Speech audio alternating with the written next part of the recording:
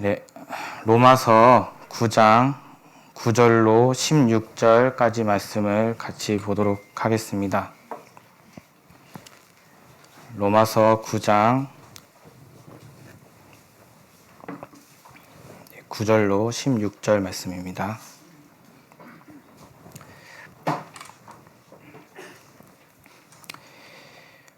네, 제가 읽도록 하겠습니다. 약속의 말씀은 이것이라. 명년 이때에 내가 이르리니 사라에게 아들이 있으리라 하시니라. 이뿐 아니라 또한 리브가가 우리 조상 이삭 한 사람으로 말미암아 잉태하였는데 그 자식들이 아직 나지도 아니하고 무슨 선이나 악을 행하지 아니할 때에 택하심을 따라 되는 하나님의 뜻이 행위로 말미암지 않고 오직 부르시는 이에게로 말미암아 서게 하려 하사 리브가에게 이르시되 큰 자가 어린 자를 섬기리라 하셨나니 기록된 바 내가 야곱은 사랑하고 에스는 미워하였다 하심과 같으니라. 그런즉 우리가 무슨 말 하리요? 하나님께 불의가 있느뇨? 그럴 수 없느니라. 모세에게 이르시되 내가 긍휼히 여길 자를 긍휼히 여기고 불쌍히 여길 자를 불쌍히 여기리라 하셨으니 그런즉 원하는 자로 말미암도 아니요 다름박질하는 자로 말미암도 아니요 오직 긍휼히 여기시는 하나님으로 말미암이니라. 아멘. 네, 평안하셨습니까? 네, 원래는 이제 하동이 정청원 목사님께서 오늘 서울에 오셔야 되는데 상담도 있고 다른 일들이 있어가지고 저랑 이제 바꾸게 됐습니다. 그래서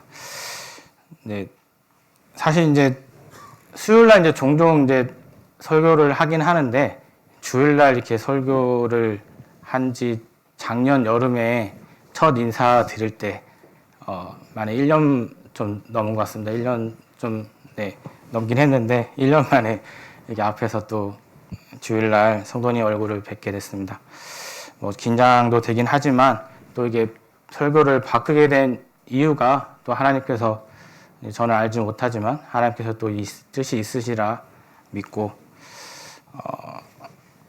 또 주일날 이제 자주 못 뵈잖아요. 이제 제 개인적인 근무도 있고 또 파송을 나가는 일이 많아서 주일날 이제 서울에 이제 잘 참석을 못하긴 하는데 또 이렇게나마 또 성도님 얼굴을 뵙고 하니까 또 기쁘고 또 반갑고 또 기도해 주신 성도님께 또 감사드리는 마음들이 있습니다.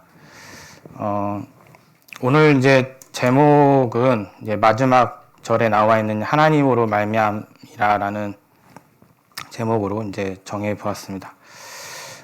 로마서 9장 전체 내용을 요약을 해보면 이제 서두에는 이제 사도 바울이 이방인의 전도에 너무 힘쓰는 거에 대해서 그렇지 않다. 나도 그리스도가 내게서 끊어질지라도 그 정도로 내가 나의 민족을 유태인들을 사랑한다라는 그 마음을 표현을 하면서 그 뒤에 이제 내용들을 보면 하나님의 주권을 이제 얘기를 하고 있습니다. 그래서 이 세상 이 모든 것들이 하나님의 뜻대로 이루어지고 있고 흘러가고 있음을 말씀을 통해서 얘기를 하고 있는 것이죠. 7절, 8절에 보면 이제 아브라함의 이제 씨에 대해서 얘기를 하면서 다 아브라함의 씨가 다 그의 자녀가 아니다라고 얘기를 하고 있습니다. 약속의 자녀, 하나님께서 말씀으로 약속하셨던 약속의 자녀 이삭으로부터 난 자라야 이 아브라함의 씨라라고 얘기를 하면서 사람의 수고로 낳은 이스마엘은 이제 이 예수님의 족보에 포함되지 않는 하나님께서 약속하신 자손이 아니다라고 이제 말씀하고 있는 것이죠. 오직 하나님께서 말씀으로 약속하신 하나님의 온전한 뜻은 사람의 수고로 낳은 이스마엘이 아니라 하나님의 약속으로 믿음으로 태어난 이 이삭의 자손으로만 하나님께 약속하신 자손이다라고 이제 말씀하고 있는 것이죠. 이런 하나님의 행위와 뜻에 잊지 않고 오직 하나님의 뜻, 계획, 하나님의 말미암아 그리 된 거라고 이제 말씀을 하고 있는 것입니다. 마태복음 5장 18절에는 천지는 없어지겠지만 1.1획도 내가 이 율법의 1.1획도 없어지지 않고 다 반드시 이루시겠다라는 하나님의 약속은 반드시 이루어짐을 내가 너희에게 약속한, 내가 너희에게 말한 그것은 반드시 이루어지겠다는 것을 또 표명하고 있는 거죠. 그래서 하나님의 말씀, 하나님의 약속은 반드시 이루어지고 거기에 하나님의 뜻이 거기에 있음을, 사람의 수고와 노력에 하나님의 행위에 있지 않음을 말씀에 얘기를 하고 있는 겁니다. 11절 말씀을 보겠습니다. 그 자식들이 아직 나지도 아니하고 무슨 선이나 악을 행하지 아니할 때에 택하심을 따라 되는 하나님의 뜻이 행위로 말미암지 않고 오직 부르신 이에게로 말미암아 서게 하려 하사라고 기록하고 있습니다. 리브가에게 이제 잘 알고 있다시피 쌍둥이를 이제 베죠. 태에 이제 쌍둥이를 베고 그 쌍둥이가 에서와 이제 야곱인데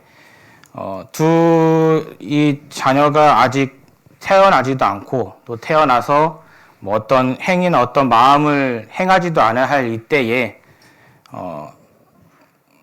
오직 부르신 이에게로 말미암아 하나님께서 사람을 이제 택하셨습니다. 야곱을 택하셨는데 택하신 이유가 이제 13절에 나와 있죠. 야곱은 사랑했고 에서는 미워했다라고 얘기를 합니다. 택하심을 따라 누가 택했냐면 하나님이 이제 택하셨다는 겁니다. 하나님이 이 야곱을 택했던 나름의 이제 하나님의 이제 기준이 있었을 것이고 그 마음이 있었을 것이고 계획이 있었을 건데 오로지 사람의 어떤 행위와 그 선택과 마음에 있지 아니하고 오로지 이 야곱을 선택한 이유는 하나님에게 있다라는 것입니다. 하나님으로 말미암아 이 야곱은 선택되었고 에서는 선택하지 않았고 단지 야곱을 사랑했기 때문에 야곱을 선택했다라고 얘기를 하고 있는 것이죠.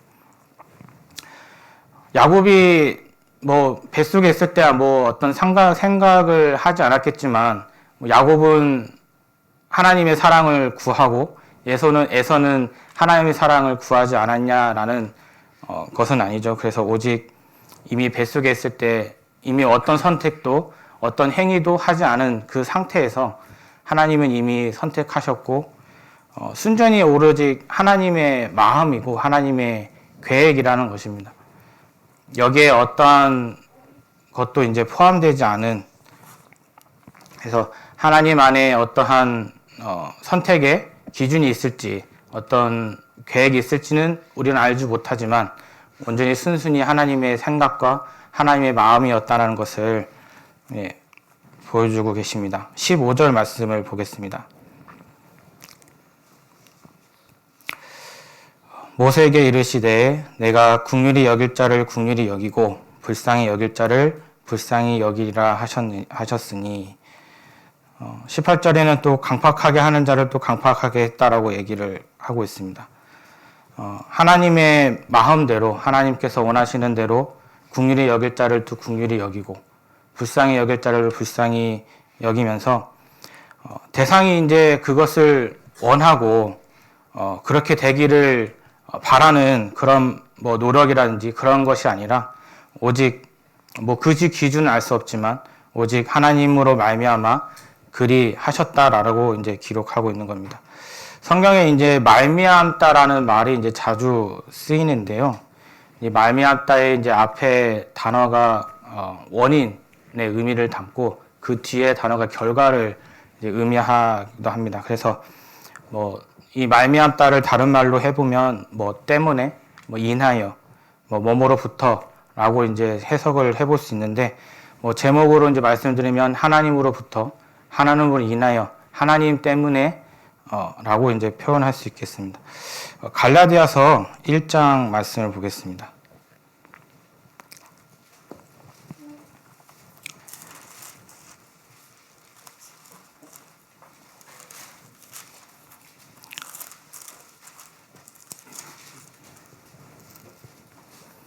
갈라디아서 1장 1절로 5절 말씀을 보겠습니다.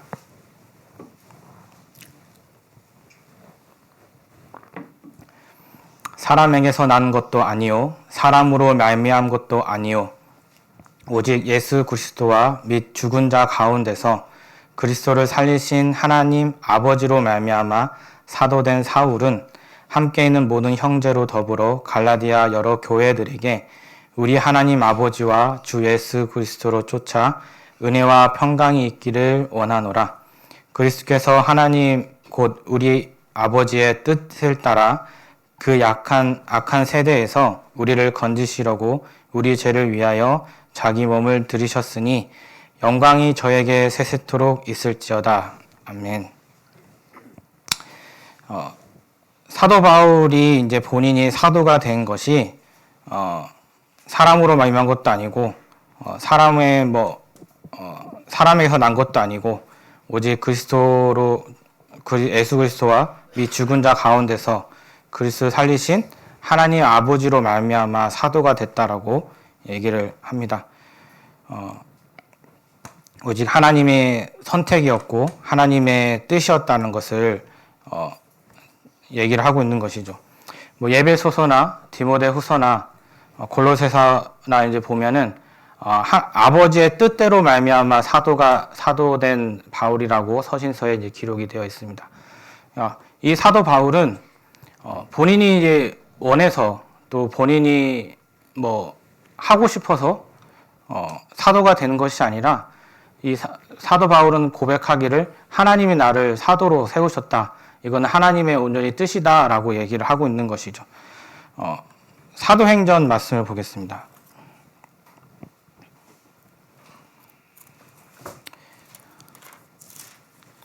사도행전 9장 10절로 15절 말씀입니다.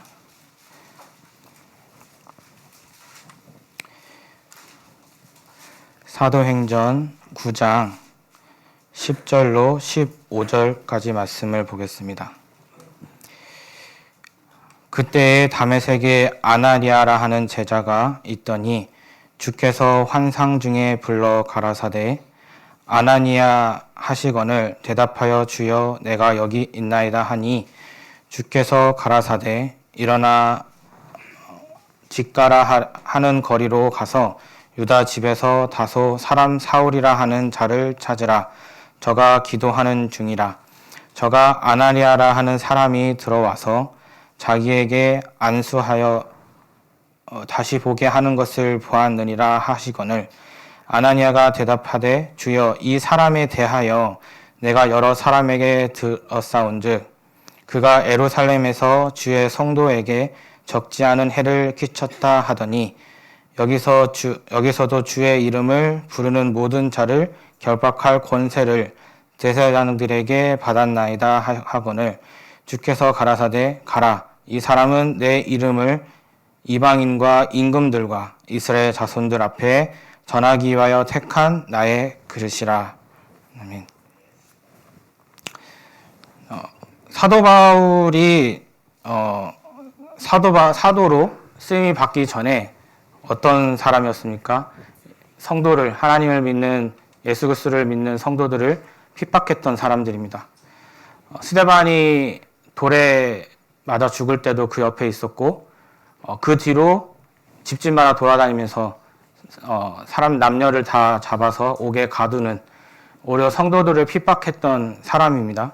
어떻게 보면은 원수와 같은 사람인데 하나님께서는 이런 자를 불러서 내가 택한 내 그릇이다라고 내 이름을 온 세상에 전파할 내 그릇이다라고 얘기를 합니다.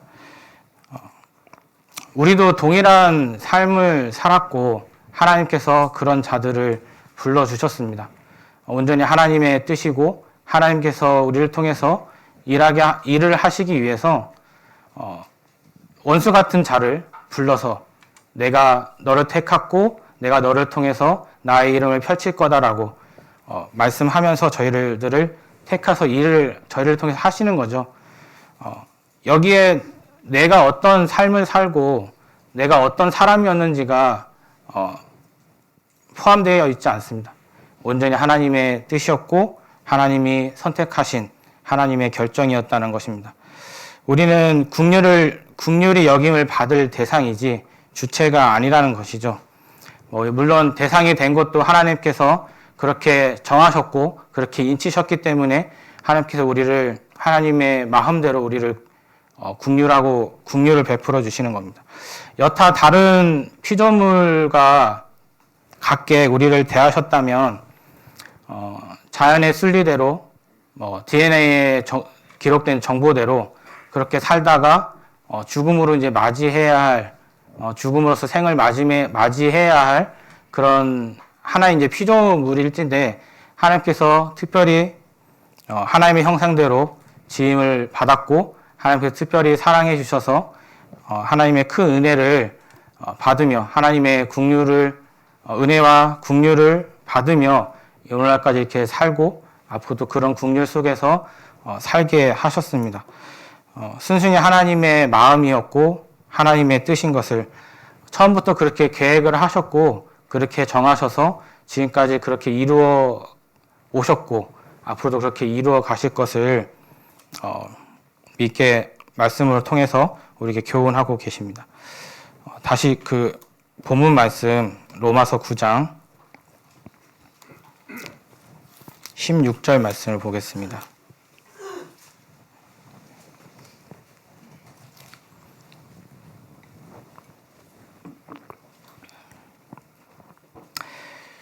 그런즉 원하는 자로 말미암다 아니요 다른 박질하는 자로 말미암다 아니요 오직 긍휼히 여기시는 하나님으로 말미암이니라라고 되어 있습니다.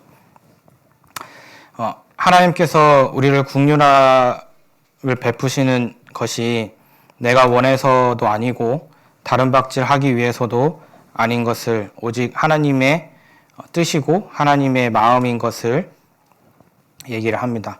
그렇다고 이 말씀이 그러면 원하지도 말고 다른 박질도 하지 말라는 말씀이 아니라 갈망도 해야 하고 다른 박질도 해야 하지만 다만 이것이 하나님이 나를 긍휼히 여기시는 이유는 아니라는 것입니다. 이렇게 했기 때문에 또 이렇게 해야 하기 때문에 하나님이 나를 긍휼히 여기시는 것이 아니라 온전히 하나님의 마음이고 하나님의 뜻이라는 것이죠. 시편 51편 17절에는 하나님의 구하시는 제사는 상한 심령이라고 말씀합니다. 상하고 통해하는 심령을 하나님께서 멸시치 않으신다라고 시편의 기자는 고백을 하고 있습니다. 하나님께서 정말 간절히 마음이 찢어질 정도로 하나님을 정말 바라고 원하는 자들에게 그들을 외면하지 않으신다라고 말씀하고 있는 것이죠. 누가복음 18장에 보면은 불의한 재판장의 이야기가 나옵니다. 잘 아시겠지만 항상 기도하고 낭망치 말라는 말씀으로 비유를 이제 들어주십니다. 한 과부가 이제 하나님을 두려워하지도 않고 사람을 멸시하는 싫어하는 한 재판장에게 나의 원한을 이제 풀어달라고 이제 매일 가서 이제 얘기를 합니다. 한두 번으로 끝나는 것이 아니라 되게 귀찮을 정도로 내가 너무 찾아오니까 괴로워할 정도로 이 과부는 이제 그 재판장에게 이제 가는 것이죠. 이 재판장은 자꾸 찾아오니까 너무 괴로워서 내가 그 원한을 풀어주겠다라고 얘기를 합니다.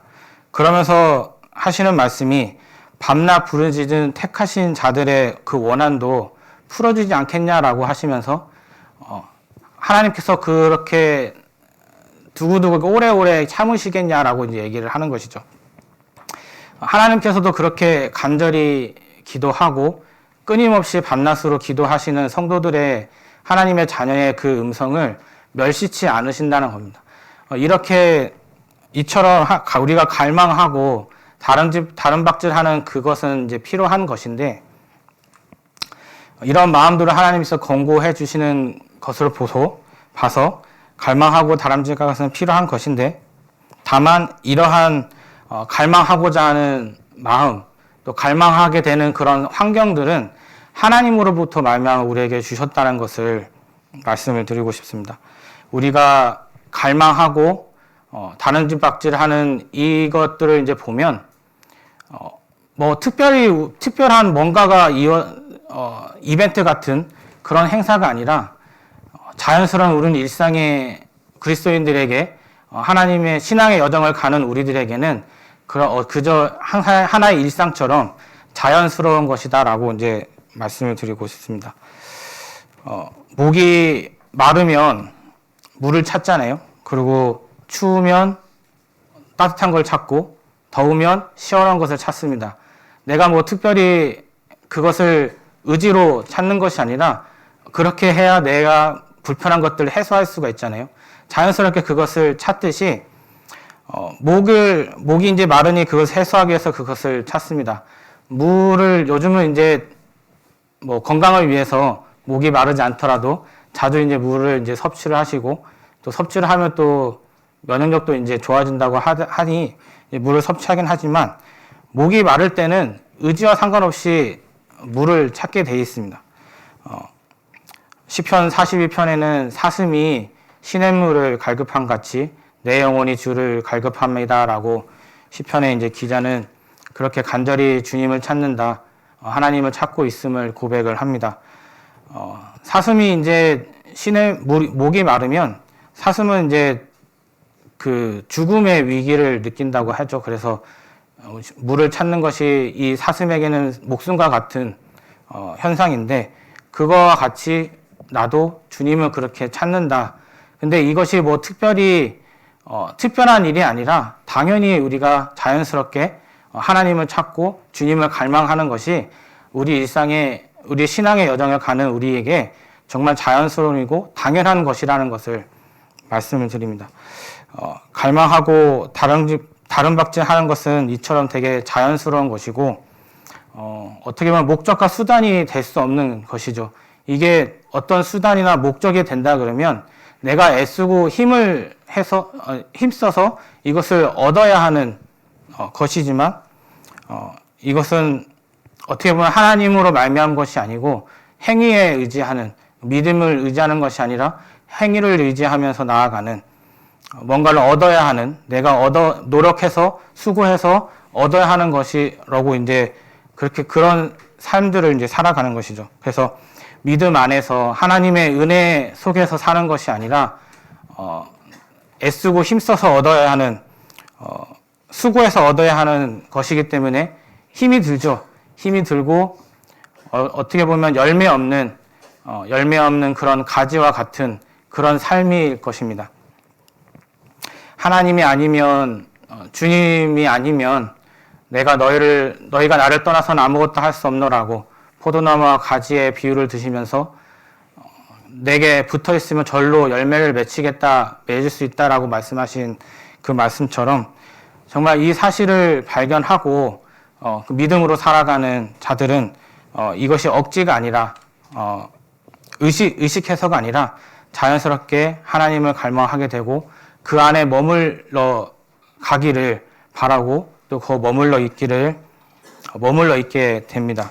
이것이 나의 수고와 힘씀이 아니라 하나님으로 알면 그렇게 된다는 것이죠. 이것은 하나님의 뜻이고 하나님의 마음이고 하나님의 계획인 것입니다. 하나님으로 말미암아 이루어져 가는 것이죠. 우리가 목이 마르기 때문에 물을 찾고 힘들기 때문에 쉼을 찾습니다. 이처럼 우리에게 이러한 목마름과 힘듦을 이제 허락을 하셨습니다.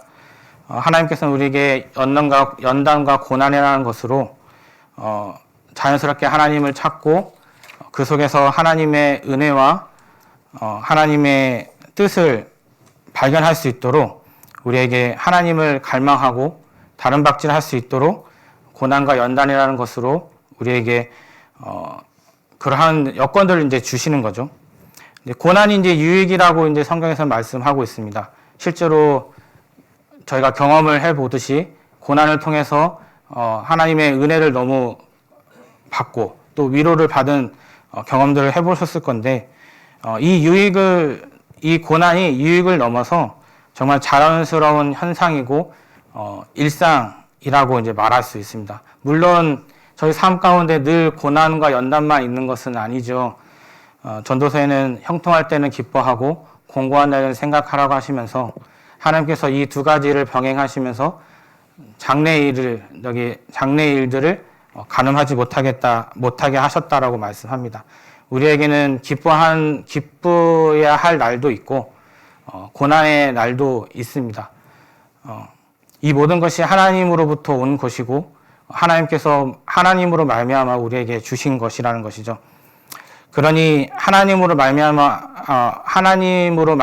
않고 하나님의 은혜가 아니면 살 수 없는 자들인 것을 그렇게 계속 발견케 하시고 더욱더 하나님을 갈망하게 하는 그런 삶을 살 수 있도록 우리를 이렇게 인도하고 계시는 것입니다. 네, 고난과 연단, 하나님의 이제 시험을 주실 때 여러 가지 이제 해소하는 방법들이 있을 것입니다. 누구는 그 환경들을 이제 피하는 방법도 있고, 아니면 인내하는 방법도 있을 것이고, 누구는 이제 도움을 요청하는 방법들도 있죠. 이제 구형모임 때도 이제 잠깐 간증을 했었는데, 저는 이제 그런 연단과 고난이 있을 때, 웬만하면 이제 피하고 싶은 마음들이 좀 있었어요. 그래서 피하는 삶들을 이제 많이 살았던 경험들이 있고, 최근에 이제 하나님께서 말씀을 이제 주시기를 이강주 선생님께서 거기에 계시는 하나님이라는 주제로 이제 말씀하셨던 말씀들이 이제 계속 묵상이 됐었습니다. 그때마다 이것이 피하라고 주신 것이 아니라 마주하라고 주신 거구나라는 걸 이제 뒤늦게 깨닫게 되는 것이죠. 근데 이제 그 피할 때를 보면 우연치 않게 피할 수 있는 여건들이 또 만들어지더라고요. 그래서 나름 이제 하나님께서 피할 길을 주셨구나라고 생각을 하면서 피해 다녔는데 그것이 아니었다는 것을 이제 뒤늦게 이제 알게 된 거죠. 하나님께서는 우리에게 목마름이라는 걸 허락하셔서 물을 찾게 하시고 힘듦이라는 것을 허락하셔서 쉼을 찾게 하듯이 고난이나 연단이나 이런 환경을 마주하게 하셔서 하나님을 찾게 주님을 찾고 그 안에 은혜 속에 살 수 있게 하시기 위해서 그런 것들을 우리에게 허락하셨다는 것을 이제 나중에 이제 알게 된 겁니다. 이제 그 뒤로 이제 묵묵히 몸은 힘들지만 피했을 때 피하고 난 뒤에 몸은 편하지만 마음은 불편했던 그것을 이제 벗어나서 몸은 힘들지만 때때마다 말씀으로 위로해 주시고 하나님께서 베푸시는 그 은혜에 위로받고 감사한 시간들을 또 보냈던 마음은 이제 편해진 거죠. 그래서 이게 하나님께서 피하라고 주신 환경이 아니라 마주하라고 주신 환경이구나.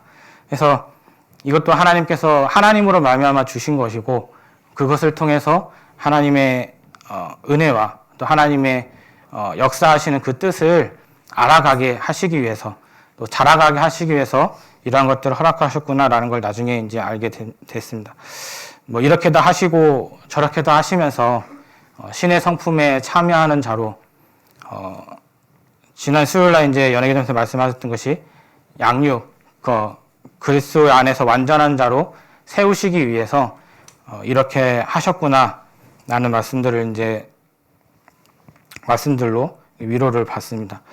수요일날 이제 말씀을 들으면서 이제 그리스도의 옷이 이제 생각이 났습니다. 누구든지 그리스도 합하여 세례를 받은 자는 그리스도의 옷을 입었다라고 말씀하셨던 말씀이 이제 생각나는데 요즘 이제 뭐 계절이 바뀌기도 했는데 아이들이 이제 많이 컸어요. 저도 모르게 커져 있더라고요. 이제 뭐 다들 자녀들 옆에 주변에 있는 아이들을 보면 아시겠지만 어느 순간 이제 커져 있어서 이제 옷도 새로 사야 되고 신발도 새로 사야 되고 이제 어느 순간 발이 아프다고 하면서 또 계절이 바뀌어서 이제 옷을 이제 바꿔서 입혀 보니까 옷이 이제 작아져 있는 거죠. 이제 그만큼 이제 아이들이 이제 컸다는 얘기인데 이제 그렇게 자라는 것이 하나님께서 이제 그렇게 키워 가시는 것처럼 이제 그리스도의 옷을 이제 생각을 하게 되면서 저희는 이제 그리스도 옷을 입고 있는데 이제 갓 구원받은 성도들에게 그 옷이 좀 크다라는 생각을 이제 해보게 됐습니다. 이제 저희 이제 그냥 개인적인 이렇게 이제 그리스도 옷이라는 것을 이제 그렇게 생각을 해봤는데 옷이 크다 보니까 활동하는데 좀 어색함이 있는 것이죠. 하나님께서 행하신 이렇게 살아야 된다라는 그런 것들을 보여주는데, 내가 내 믿음으로는 너무 크게 느껴지는 것입니다. 근데 그리스도의 옷은, 저희가 이제 옷이 이제 작아지거나 커지면, 크면 수선해서 이제 내 몸에 맞추잖아요. 근데 그리스도의 옷은 너무 이제 흠이 없고 완벽한 온전한 옷이기 때문에 수선이 되지 않는 겁니다. 그래서 이 옷을 온전히 어색하지 않고 완전히 맞추려면 우리가 자라나야 하는 거죠. 어린아이가 장성한 자로 하나님께서 주신 그 경험들을 통해서, 주신 그 양식들을 통해서 우리가 자라나야 하는 겁니다. 언제까지? 그 옷이 맞을 때까지. 물론 이제 자라는 동안에 그냥 순전하게 그냥 자라는 것이 아니라 성장의 고통이 있죠. 성장통도 걷고, 여타 마음의 상처도 받아보고, 그러면서 이제 마음도 커져가고, 몸도 이제 자라가면서 이제 맞춤 옷을 맞춘 것처럼 그리스도 옷이 이제 우리 몸에 이제 딱 맞아 떨어지게 됩니다. 그렇게 몸에 맞게 되면 옷이 나인지 내가 옷인지 정말 딱 맞게 자연스러운 모습으로 활동할 수 있는 그런 모습이 되는 것이죠. 우리가 성경에서 어린아이와 이제 장성한 자라는 말들을 합니다. 그리고 서로 대비해서 얘기를 하고 있고, 하나님께서는 어린아이가 아니라 장성한 자로 그리스도의 분량에 이르기까지 우리를 키워가신다, 잘한다라고 말씀하고 있죠. 여기서 성장과 고통, 피할 수 없는 이 길을 하는 이런 연단 속에서 어떻게 보면 생활의 염려와 생존, 생사에 가까울수록 하나님께서 주시는 그런 것들이 되게 절박하기도 하고, 하나님께서 주시는 그 은혜가 더 크게 와닿는, 그러면서 그런 상황 속에서 나의 믿음을 다시 한번 확인하게 되는 그런 것들을 이제 경험하게 하십니다. 생활이 이제 힘들 때 보니까 이제 때로 이제 하나님께 드려야 할 것들에 대해서 고민하고 있는 제 모습을 이제 발견을 했어요. 이제 결론적으로는 드렸지만, 이게 하나님께서 드릴 때 억지로 인색함으로 하지 말라고 하셨던 말씀도 생각나면서 하나님께서 이거를 받아주셨을까라는 그런 생각도 하면서, 이제 나의 이제 연약함도 이제 보여주시고, 고민했던, 늘 자연스럽게 하나님께 드렸던 이것들이 어느 순간 그렇게 고민하고 있는 모습에, 온전히 하나님께 맡기지 못하고, 나의 연약한 믿음들을 이렇게 또 보게 하시면서 내 믿음을 이제 확인하는 시간도 갖고, 하나님께 기도하는 시간들도 이제 갖게 하시더라고요. 그래서 내 믿음들을 확인을 시켜주시고, 나의 연약함을 하나님께 고백하면서 이래서 하나님의 은혜로 살 수밖에 없는 자인 것을 고백한다라는 그런 기도들을 이제 하게 하셨습니다. 에레미야 말씀을 보겠습니다. 에레미야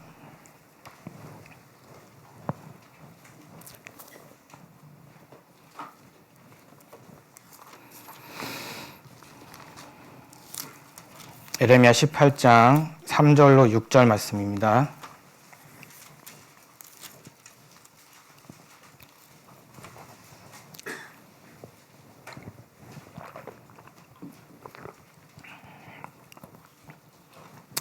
에레미야 18장 구약성경 179쪽입니다. 18장 3절로 6절 말씀.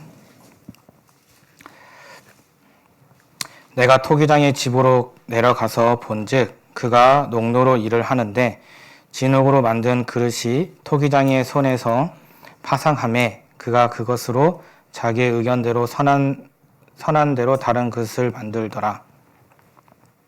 이때에 여호와의 말씀이 내게 임하여 가라사대 나 여호와가 이르노라. 이스라엘 족속아, 이 토기장이 하는 것 같이 내가 능히 너희에게 행하지 못하겠느냐.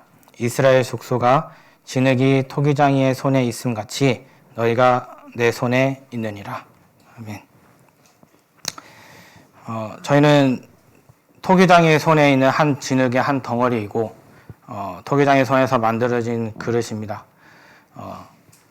토기장이가 이 덩어리로 이 진흙 한 덩어리로 귀에 쓸 그릇을 만들고 또 천이 쓸 그릇을 만들 권한이 이 토기장이에게 있습니다. 근데 이 그릇이 이 토기장이에게 너는 손재주도 없고 너가 뭘 만드냐고 역으로 토기장이에게 얘기할 수 없는 것이죠. 온전히 토기장이의 마음이고 토기장이가 쓰이고자 하는 모양대로 만들 모양이 안 나오면 파산해서 자기가 원하는 대로 다시 만들 뿐이라는 것입니다. 여기에 이 토기장이가 만들고자 하는 그 목적에 있는 그 그릇이 역으로 토기장에게 나는 이런 목적으로 나는 이렇게 쓰임 받고 싶다라고 역으로 얘기할 수 없는 것이죠. 우리는 질그릇이고 또 질그릇의 한 조각일 뿐인 것입니다. 그릇이 스스로 할 수 없고 토기장이의 뜻대로 그냥 쓰일 뿐인 것이죠. 이 일에 누가 하나님께 항의할 수 없고 하나님께서 하신 일에 불의하다라고 지적할 수 없습니다. 때론 힘들고 어려울 때 가끔 이제 하나님께 토로할 때도 있죠. 이게 하나님이 정말 내게 주신 것입니까?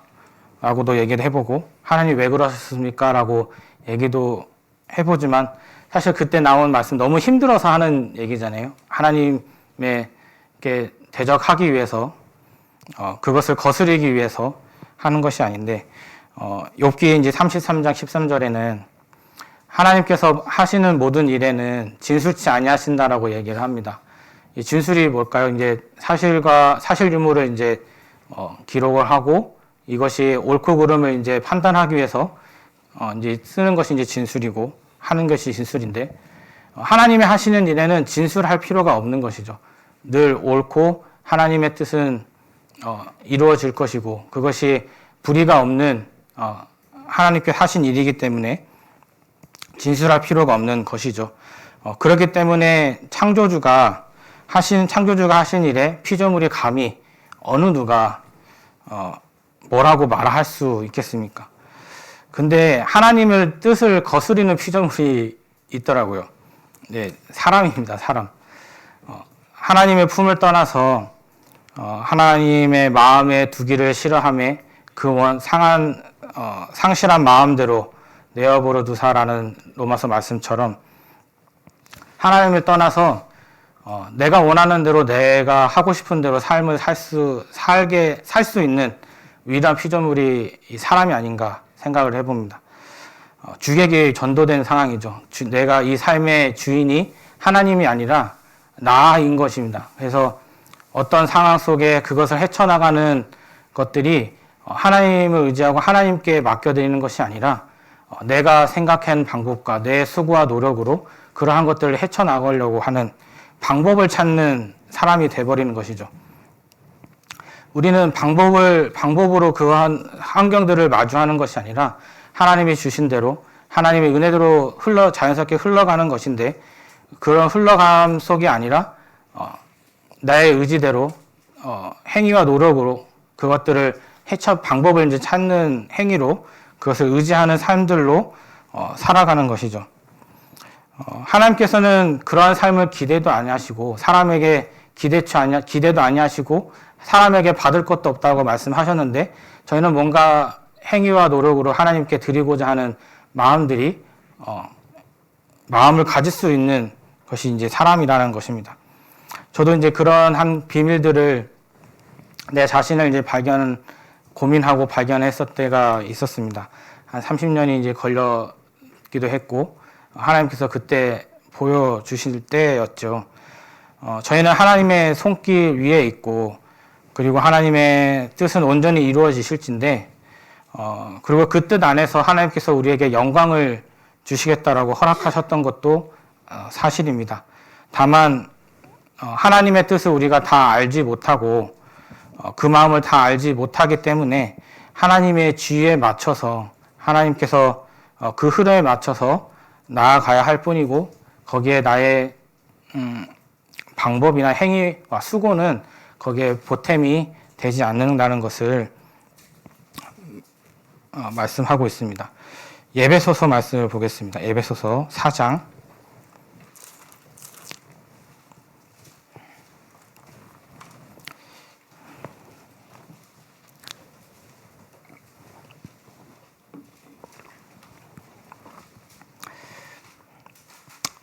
13절로 16절 말씀입니다.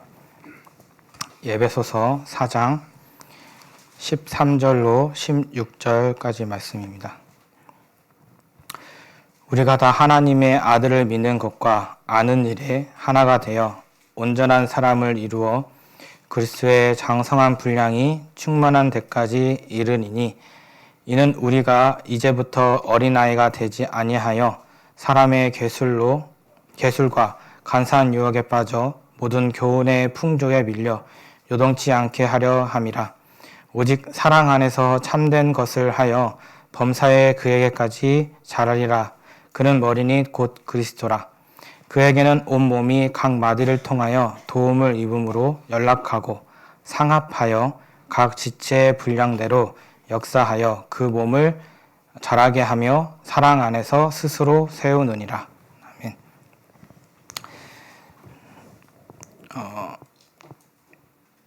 저 이제 산 위에서 하나의 물줄기가 이제 바다를 향해 흐르는 모습을 이제 생각해 봅니다. 이 물줄기에 여러 가지 이제 물줄기들이 이제 어떤 경로를 통해서든 합류하게 되는데, 이 합류한 이 물줄기들은 이미 형성된 그 물줄기를 따라서 같이 이제 흐르게 되죠. 뭐 돌을 맞이하게 되면 같이 돌에 부딪히고, 빠르게 흐르거나 느리게 흐르면 같이 빠르고 흐르고, 뭐 낭떠러지를 이제 마주하게 되면 폭포수가 돼서 같이 이제 떨어지게 됩니다. 이는 이미 만들어진 길이고, 그 만들어진 길을 따라서 이 물줄기들이 같이 흘러가는 것이죠. 이처럼 나의 원함과 내 의지가 아니라 이미 앞서 가신 주님의 가신 그 길을 주님과 더불어 우리가 함께 흘러가는 것입니다. 그리고 이 물은 주님께서 주신 이 물은 마르지 않고 우리의 생명의 생물로서 끊임없이 공급해 주시는 것이죠. 그래서 그분과 함께 가면 평안 가운데 그분이 이미 가신 그 길을 따라서 그냥 지휘하시는 대로 흐르는 대로 자연스럽게 그렇게 흘러가고, 또 때론 뭐 부딪히고 떨어지고 할 때 혼자 그렇게 하는 것이 아니라 이미 만들어진 길을 따라서 주님과 함께 그것을 함께 이겨나가니 전혀 힘듦이 없고, 물론 부딪히고 떨어질 때 몸은 힘들겠죠. 하지만 함께 하고 있는 그 마음은 정말 평안 가운데 그 환경들을 마주할 수 있을 것입니다. 이 모든 것이 하나님의 은혜이고 하나님으로 말미암아 우리에게 허락하신 것이라는 것입니다. 사도행전 10장 말씀을 보겠습니다.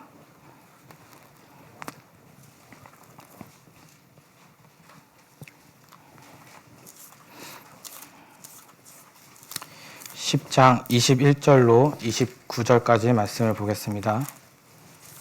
사도행전 10장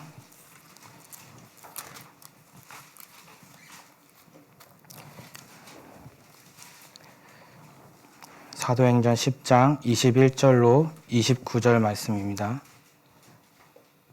죄송합니다. 29절까지 보겠습니다. 21절. 베드로가 내려가 그 사람들을 보고 가로되 내가 곧 너희의 찾는 사람이니 너희가 무슨 일로 왔느냐? 저희가 대답하되 백부장 고넬료는 의인이요 하나님을 경외하는 자라. 유대 온 족속이 칭찬하더니 저가 거룩한 천사의 지시를 받아 너희를 그 집으로 청하여 말을 들으려 하느니라 한데, 베드로가 불러들여 유숙하게 하니라. 이튿날 일어나 저희와 함께 갈새 욥바 두어 형제도 함께 가니라. 이튿날 가이사라에 들어가니 고넬료가 일가와 가까운 친구들을 모아 기다리더니 마침 베드로가 들어올 때에 고넬료가 맞아 발 앞에 엎드려 절하니 베드로가 일으켜 가로되 일어나라 나도 사람이라 하고 더불어 말하며 들어가 여러 사람의 모인 것을 보고 이르되 유대인으로서 이방인을 교제하는 것과 가까이 하는 것이 위법인 줄 너희도 알거니와 하나님께서 내게 지시하사 아무도 속되다 하거나 깨끗이 않다 하지 말라 하시기로 부름을 사양치 아니하고 왔노라. 묻노니 무슨 일로 나를 불렀느뇨. 베드로가 이제 환상 속에 비몽사몽간에 하나님의 음성을 듣습니다. 한 그릇을 보여주면서 먹으라 말씀하시죠. 근데 그 그릇에는 이제 부정한 것들이 이제 깨끗하지 않은 물건들이 이제 있었죠. 그래서 베드로는 그것을 보고 내가 언제든지 속되고 깨끗하지 않은 것들을 가까이 하지 않았다, 먹지 않았다라고 이제 말씀을 하시면서 이제 거절을 합니다. 두 번째 나타나서 하나님께서 내가 깨끗하게 하신 것을 네가 속되게 하지 말라라고 하시면서 그렇게 두세 번 이제 더 말씀을 현상이 일어난 뒤에 그 그릇이 이제 올라가면서 이 환상에서 이제 깨어납니다. 그 뒤로 이제 누굴 만납니까? 이방인 이제 고넬료를 만나서 복음을 이제 전하게 되죠. 이사야서의 하나님 말씀에 내 생각은 너희 생각과 다르고 내 길은 너희 길과 달라서 하늘이 땅보다 높음 같이 내 길은 너희 길보다 높고 내 생각은 너희 길보다 높다라고 말씀하시면서 말씀하고 있죠. 하나님의 뜻과 생각은 저희가 생각하는 것과 이제 다르고 그 갭을 찾기에는 너무 어마어마한 갭을 갖고 있는 것이죠. 이방인에게 이제 복음을 전파하는 이 시점에 하나님께서 일을 하시기 전에 이 베드로의 생각을 이제 깨트릴 필요가 있었던 겁니다. 베드로의 이제 생각들, 베드로가 행했던 그런 행위들에 대해서 한번 짚고 넘어가야 할 필요가 있었던 것이죠. 그렇지 않고 고넬료에게 갔다 하면 늘 그동안 행했던 유래대로 고넬료를 만나지 않았을 것이고 복음이 전파되지 않았을 것인데 그래서 이제 하나님께서 일을 하시기 전에 내 생각과 나를 이제 내 생각을 무너뜨리는 작업을 이제 하십니다. 이 베드로에게는 단순히 이제 내려와서 하나님의 말씀을 이제 보여주신 것이지만 말씀 외에도 연단과 고난을 통해서 이제 저희를 무너뜨리고 생각들을 이제 다뤄가시는 모습들을 이제 저희가 경험을 하잖아요.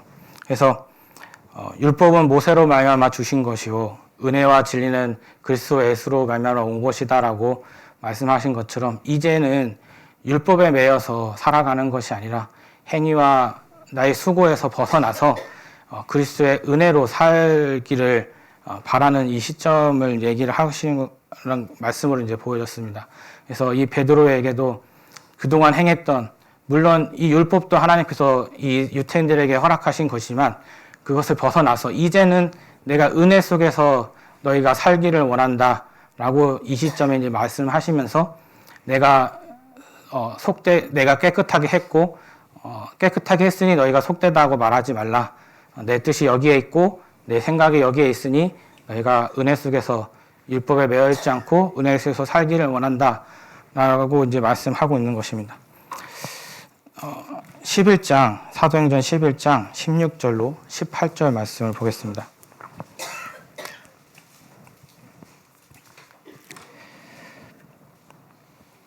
내가 주의 말씀에 요한은 물로 세례를 주었으나 너희는 성령으로 세례 받으리라 하신 것이 생각났노라.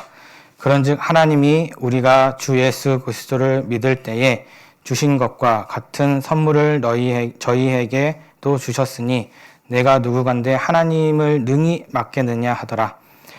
저희가 이 말을 듣고 잠잠하여 하나님께 영광을 돌려 가로되 그러면 하나님께서 이방인에게도 생명을 얻는 회개를 주셨도다 아니라. 이제 고넬료에게 이제 복음 전하는 일에 대해서 사도들과 이제 할례를 받은 이제 그 유대인들이 이제 이 베드로에게 이제 항의를 이제 하는 거죠. 그러면서 이제 그 항의에 맞춰서 베드로가 이제 얘기를 합니다. 나의 생각을 버리게 하신 것과 하나님께서 이방인에게도 복음을 전하고자 하시는 하나님의 뜻이 있었다. 그리고 그 이방인 고넬료도 우리가 받은 선물을 그대로 성령을 선물로 받아서 하나님께 영광 돌리는 시간들을 가졌다. 라는 이 이제 간증을 이제 들은 것이죠. 이에 이 간증을 들은 이 사도들과 이제 형제들이 자신의 이제 잘못을 깨닫고 하나님께 이제 영광을 돌려드리는 그런 이제 내용들이 이제 기록되어 있습니다. 저희의 간증이 그렇습니다. 저희 간증 속에 나의 자랑을 하거나 나의 지식을 자랑하는 일은 없죠. 하나님께서 나를 오히려 나의 연약함을 간증하고 나의 연약함을 자랑하고 하나님께서 나를 무너뜨리고 나의 생각을 깨트리시는 그런 일들을 자랑하며 간증을 하며 하나님의 은혜 속에서 살았다는 그런 삶들을 하나님께 영광을 돌리는 그런 간증들로 우리가 교제의 시간들을 이제 채워갑니다. 또 그런 간증을 들으면서 한 성령으로 하나 된 성도님들께서 또 동감하시고 또 함께 기도할 수 있는 마음들, 또 함께 하나님께 영광을 돌릴 수 있는 그런 시간들로 그 시간들이 이제 채워지는 것이죠.